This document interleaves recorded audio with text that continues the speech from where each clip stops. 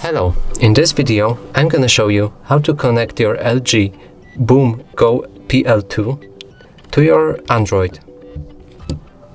So to do this, from the beginning you need to go to your settings, go to Bluetooth, and here you need to make sure that your Bluetooth is enabled like this. And here now you can start up your LG by holding the power button like this. Now here you have the constant light. Here under Bluetooth you have blinking light. So to enter pairing mode, you will need to hold it for a few seconds. And now the LG should show up right here. You press to